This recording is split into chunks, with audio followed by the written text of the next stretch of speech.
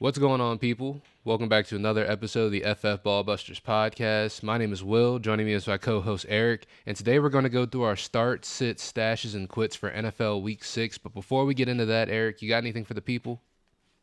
Yeah, man. One, I'm excited for this video. We got another great week of fantasy coming up, and hopefully we can help you set your lineups with this video. But also, if you guys could help us out by hitting that subscribe button on our channel, we see those watch hours. We know you guys are watching the videos. We just need to get those subscriber counts up. So that would mean a whole bunch to us. It's free and easy for you guys to do. So if you could hit that button, that'd be great. While you're there, also hit the like button. That helps us out a ton as well. Leave a comment below too. Let us know who you're trying to start this week, who you're trying to sit, if you agree, disagree, any of that stuff. We love the engagement. We love to talk to you. So yeah, just be part of the community, help us out, and yeah, that's it. Let's get into it. Absolutely. So, getting into it, we're going to start with our starts for the week, and we're going to start with the quarterback position. And Eric, who do you have as your starts for the week at the quarterback position? Yeah, so I have two here. This is probably going to be the only position that I have two, but I feel really strongly about both of these guys. So the first one is going to be Trevor Lawrence versus Indy. They are the 23rd ranked defense against opposing quarterbacks, so the matchup is good. I understand that he hasn't really produced for fantasy so far this season, but I do think, like based on the eye test and based on PFF grade, he really has been playing great. Um, Also, in terms of matchup, not just based on their being 23rd in points allowed to quarterbacks, but according to Jordan Vanek on Twitter, the Colts have played cover three defense at one of the highest rates in the NFL this year, and Trevor Lawrence is averaging over 10 yards per attempt versus cover three. So I think this is going to be the week that he finally pops off. And then my second one is going to be Matthew Stafford versus Arizona. Also a juicy matchup. They are ranked 29th. Not only is the matchup good, but I think it's worth mentioning another tweet from Drew Davenport that his career touchdown rate is 4.6%. It's currently at 2.5% for this season, which is actually up from 1.8% the prior week. And then he threw two touchdowns last week in Cooper Cup's first game back. So I do think that positive touchdown regression is coming. And to add on top of that, the Rams are currently second in pass attempts in the league. So there's definitely reasons to believe that that number is going to jump up. No, I definitely 100% agree with both of those picks. I had Trevor Lawrence as one of my picks as well for this week. I believe in Matthew Stafford as well. Just the weapons are amazing over there in Los Angeles, so you just love to see that. For my start of the week, I have Joe Burrow. I like to see that he bounced back last week against the Cardinals with 317 passing yards, three touchdowns. Of course, he threw one interception, but we're going to let that one slide. It was good to see him actually performing close to what we've seen Joe Burrow do in the past. And he's going up against a team who Seattle's been kind of weird against opposing quarterbacks. They're ranked ninth against opposing quarterbacks, but also two of the last three quarterbacks to face the Seahawks have been extremely successful in Jared Goff and Andy Dalton, both scoring at least 27.5 fantasy points. So I'm hopeful that Joe Burrow can continue the success and continue to bounce back and keep the form that we've seen him perform at, and hopefully he can continue that. And, with Jamar Chase out there being always open, that's going to help out a lot. Yeah. Yeah, he looks physically much better. He looked like he was mobile and could push off that calf. So I like that start a lot. Absolutely. And we're going to move over to the running back position. For this one, I got more of a spicier one. I'm hoping this guy can find some more success and have a bounce back this week. I've got Ramondre Stevenson against the Las Vegas Raiders. I'm just hopeful that, I'm looking at him as a low-end RB2, so my hopes aren't too high. But, last week we did see A.J. Dillon find some success against this defense. 20 carries for 76 yards and a touchdown. That's very impressive to see from him because We know A.J. how bad Dillon's he is. not good. Yeah. Yeah, okay, you're on it. Yeah. And last year, Ramondre Stevenson against the Raiders found a lot of success 19 carries for 172 yards and a touchdown. So hopefully he can do that again this year. And I'm hoping that he can bounce back in a big way. So I've got Ramondre against Las Vegas in this one. Yeah, if there's a week he's going to do it, it's going to have to be this week. So I agree with you there. For me, my start of the week at the running back position is going to be James Cook versus the New York Giants. They are currently ranked 28th against opposing running backs. He's coming off of an abysmal performance versus the Jaguars, where he went for negative 4 yards on five attempts. And to be totally honest, if we're talking about him just as a player, like I'm not sold that Cook is a top tier back or an elite back that some people believe him to be. But what I do know is that the Bills are going to dog walk the Giants on Sunday night. And so the entire second half is probably going to be garbage time. They're going to have to hand the ball off plenty. So, yeah, just give me the Bills starting running back, and I'm going to be fine with that. No, I absolutely love that. I'm getting a lot of shades of. It's just funny because that's just going to be the new thing. But Dolphins Broncos for this one right here. Maybe not as great, maybe not as bad, but yeah, I definitely could see James Cook finding some success against this team. For sure. Moving over to the wide receiver position, I've got Hollywood Brown against the Rams. Now, stay with me here because the Rams have been kind of good against opposing wide receivers. They've been seventh against them, but I feel like Hollywood's role in this offense and the way this offense has been performing, I think that can kind of surpass sort of that obstacle for him this week. And just during this 4-game hot streak he's had at least 10 targets, 5 catches, 61 yards, and he scored 3 touchdowns through that stretch, which is what you want to see. And Josh Dobbs has been playing extremely well, and he's been leaning on Hollywood Brown throughout this. So I expect to see that continue. And Hollywood Brown scored at least 13.5 PPR points in the last 4 games, so I'm hoping to see that trend continue. Right now, I believe he's like the wide receiver 14 in a half PPR, so yeah, I expect to see him continue to find success.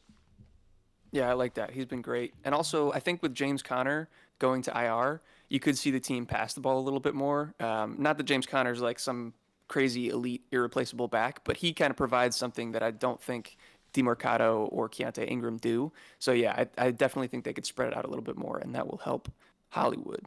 Um, for me, my wide receiver of the week is going to be DeAndre Hopkins versus Baltimore. They are 15th ranked versus opposing wide receivers. And he came back and reminded us all last week of what he can do by putting up 8 catches on 11 targets for 140 yards. Absolutely went off. And he was a toe tap away from finding the end zone in that one as well. Could have been an even bigger week. Um, in fact, D Hop actually has the most targets of anyone in the entire NFL to not have a touchdown. So I think he's absolutely due another case of positive touchdown regression coming. So hopefully that comes this week versus Baltimore. DeAndre Hopkins is this year's Deontay Johnson, it seems, so far. But I like that because it seems like we found that pass funnel that is going to be in Tennessee, and it looks like it is DeAndre Hopkins. So if you got him, definitely fire him up this week and for the foreseeable future if they're going to continue to use him like that. Who do you have at the tight end position for your start this week?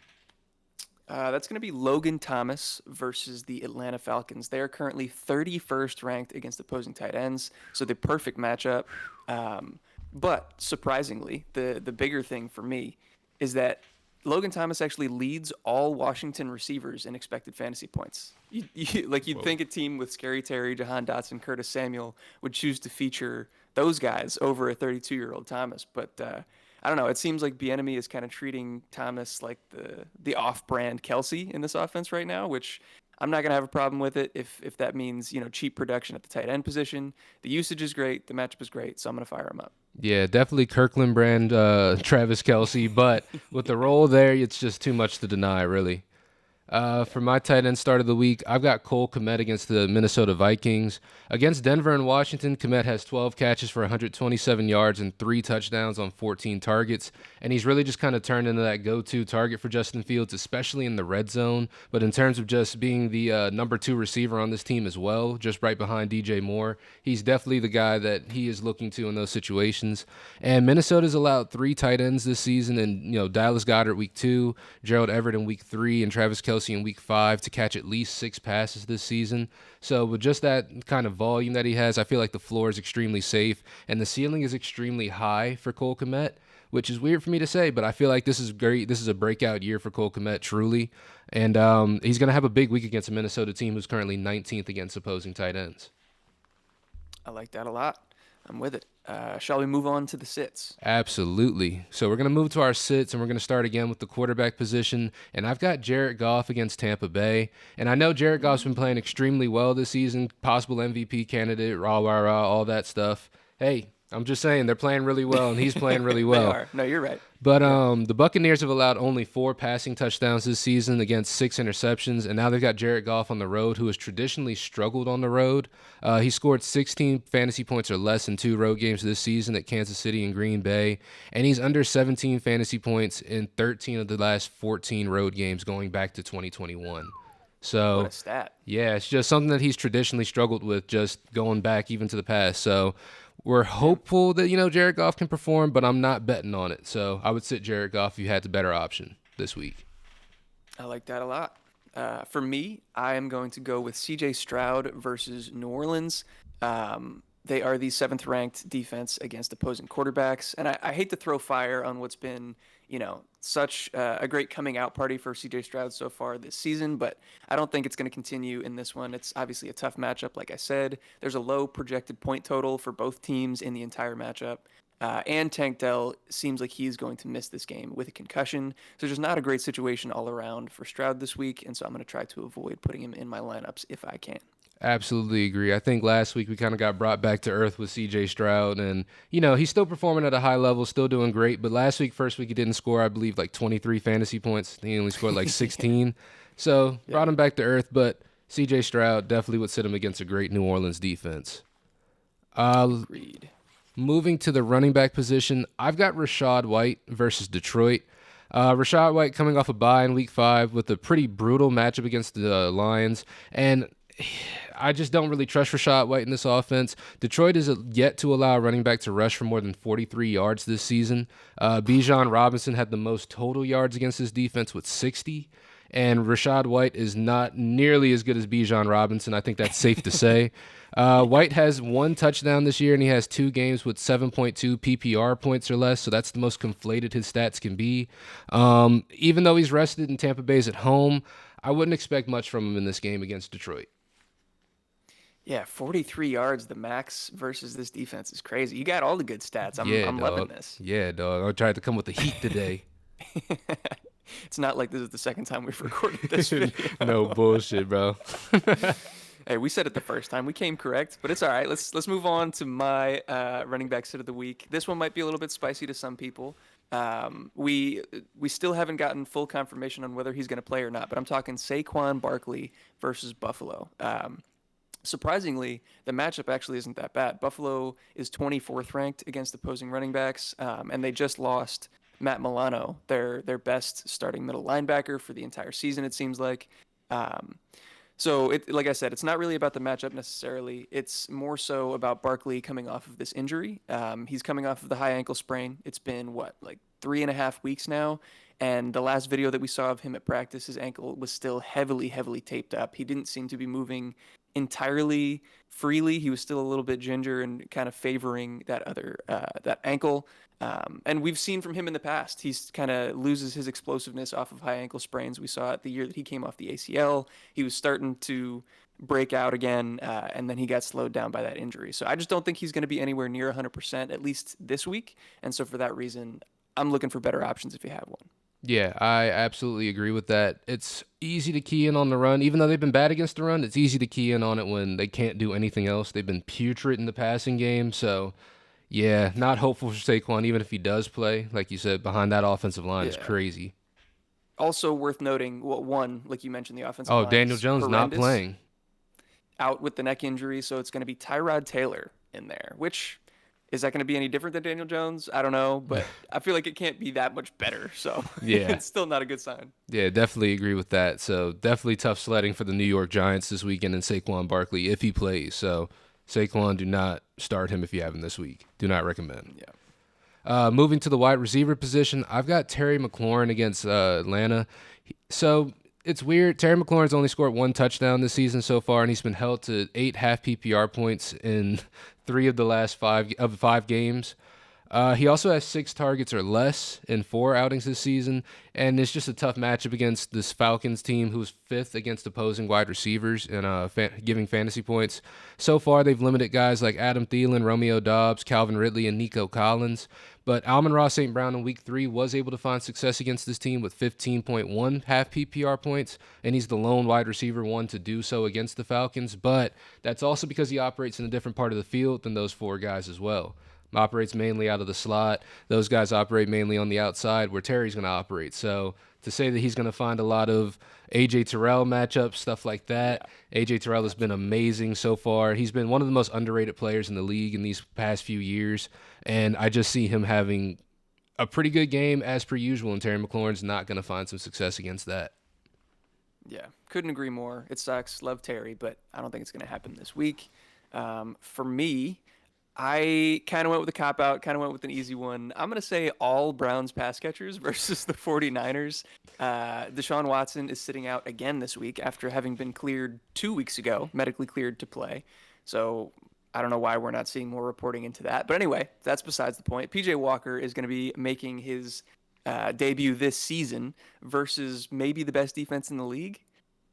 I have no trust that this offense is going to do anything of value. So Amari Cooper, Elijah Moore, I'd be staying away from any other receivers to begin with anyway. So yeah, I'm not trying to put those guys in my lineup this week. Yeah, I absolutely agree. We all saw what happened DTR week, and being honest with you, I don't see PJ Walker being a huge step up from that. So No. it's going to be pretty bad out there. It's going to get ugly quick. Who do you have for your start at or sit at the tight end position? Sorry about that. So I go back to the well once again. I asked this the first time. I'm going to ask it again. Can we throw that SpongeBob clip of the guy going, "How many times do I have to teach you this lesson, old man?" How many times do we have to teach you this lesson, old man? Like this is going to be on repeat every single week. Is Dalton Schultz versus the New Orleans Saints. You do not start tight ends versus the Saints. That is where they go to die. Demario Davis is the tight end killer. I've said this week in and week out. I don't need to repeat myself, but that's the case. Dalton Schultz has been on a hot streak. He's gone over 13 half PPR fantasy points in the past 2 weeks, but it's going to change this week with him seeing New Orleans defense. We'll see if he can get back to it later on, but it's not happening in week 6. Absolutely agree. Like Eric said, against New Orleans, tight ends vanish. So be careful starting tight ends unless they're named Travis Kelce against the New Orleans Saints. For my tight end sit of the week, I've got Tyler Higbee against Arizona. Last week I had him on my starts, and I apologize, guys. I apologize. That's on me. I didn't know that Cooper Kupp was going to get so many targets when he came back, and I didn't know that Puka was also going to keep getting so many targets. And Higbee got so many not targets, you know what I mean? So he was targeted only 3 times, got 2 catches. That was a season low for him. Prior to week 5, Higbee had scored at least 11.4 PPR points in each of his 2 previous games against the Bengals and the Colts. But it's going to be hard to trust them, like I said, when Cooper Kupp and Puka Nacua are just dominating in targets, absolutely dominating in targets. The Cardinals have also yet to allow a tight end to score a touchdown, and that includes matchups with Logan Thomas, Darren Waller, Jake Ferguson, and George Kittle. So tough sledding for Higbee against Arizona. Yeah, couldn't agree more. I think Puka and Cooper Kupp combined for almost a 70% target share last week. And not only that, but we saw Higbee's first read target share from the beginning of the season prior to last week go from 20% down to 7%. So, yeah, all of the indicators saying stay away from Higbee at this point. Yeah, it's real bad. But now we're going to get into more of the speculative part of the show. We're getting into our stashes, guys that we think are going to perform down the road. Eric, who do you have for your stash going into this week? All right. This one's a little bit more under the radar. My expectations are not high, but that's kind of the point of the stash. It's just to wait and see. For me, it's going to be Keaton Mitchell, rookie running back from the Baltimore Ravens. He's undersized back if you're not aware of who he is, but he's very explosive, very fast. He's been on IR to start the season, but he's now eligible to return. We've yet to see exactly when they're going to activate him, but it seems like it's going to be either this week or next week. And we've just seen kind of poor play out of the running backs in Baltimore so far, whether it be Justice Hill, Gus Edwards. They have Kenyon Drake and Melvin Gordon there now too. Like it's just all a bunch of old, washed up dudes. And I know that Keaton Mitchell has more juice than these guys. So it's just going to be whether or not the Ravens give him the opportunity. And I think if they do that, he's absolutely going to shine. I absolutely agree with that. I like that stash. I think that's a very good speculative ad right there. Mine is also pretty speculative. It's more of a high-profile player, but someone who hasn't performed the way we thought he would, and hopefully that gets better. It's Mr. Quentin Johnston of the LA Chargers. Yeah. Hoping that after the bye week, typically rookie roles within offenses change. Sometimes they get more added to their plate. Sometimes they get, more taken away from their plate. Hopefully the hopefully the prior is what happens to Quentin Johnston. Hopefully they're able to find some type of role for him in this offense. Now that, Mike Williams out for the season, unfortunately. Josh Palmer, of course, stepped into that role and has been performing very well. But we're hoping that, this team is able to at least find a role for Quentin Johnston within it, that he can find some success, because the other rookie on this team, Darius Davis, is finding success in this offense, and you would hope that your first-round guy would be able to do that too. So I'm hopeful that somewhere down the line, Quentin Johnston finds some success. But again, I'm not confident in it. But if you have the space on your team, if your team's good and you got the roster space, I would say Quentin Johnson is a good speculative ad in a high-powered It's de- offense. yeah, it's definitely worth it. Like you said, attached to that quarterback in that offense with the talent that we know he possesses, Hmm. the sky could be the limit, but also the floor could be nothing. So that's why Absolutely. we're calling him a stash, but I like it. Absolutely. And we're going to move over to our quits. I'm going to make this one pretty quick. I've got Cam Akers on this. He's just proven that he's bad on two different teams for me. He's averaging like 2.6 yards per carry. At this point, he's showing us who he is, and I'm not buying into it. We thought that he'd be able to take the reins from Alexander Madison, another not good running back, but now it's just two not good running backs. So I guess that's what Minnesota wants over there. And my other quit is Odell Beckham Jr. No disrespect to Odell, in my opinion, an all-time great talent, but unfortunately, he's not that player anymore. He's barely on the field anymore. He's just taking up a roster space for you, and when he is on the field, he's not producing. So if you got him on your team and you're hoping you're going to get any shades of that old Odell, get rid of those hopes. Drop him. Find somebody who's doing something in the league right now, please. Yeah. No, I completely agree. It's funny. The Cam Akers and Alexander Madison thing, they've both been terrible. So bad to the point where the team is like, let's see if CJ Ham can get involved and do something for us. Their fullback has actually been getting some run for that backfield as well. So I'm staying away from that entire group. And then Odell, obviously. Yeah, it's podcast time for that guy. I think the Yeah. NFL days might be over. Break out the SM7B, please. Yeah. I have two as well here. One of them already played, so you can't drop him immediately. Unfortunately, the timing was off on that one. But Samaje Perine, I think, fits the bill as a quit, just based on Javonte Williams coming back healthy. He's going to get more involved in the offense. And he actually, after seeing Thursday night's game, he looked pretty decent on the ground. And then Jaleel McLaughlin, the rookie, has also been incredibly impressive.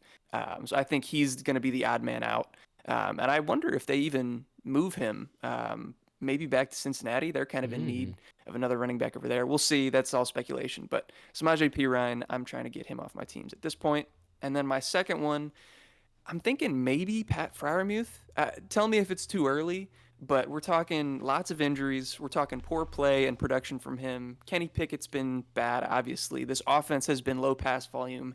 And icing on the cake, Deontay Johnson is going to come back next week, and he's going to be that target hog. So I just don't really see a path to any sort of high-end production from Freiermuth. No, I agree. I think if there was a panic button, like right here, my hand is right here, like ready to hit it at any So point on that. close. It's so close. I'm hopeful that maybe he can find some sort of success down the line if he gets healthy at some point in the season.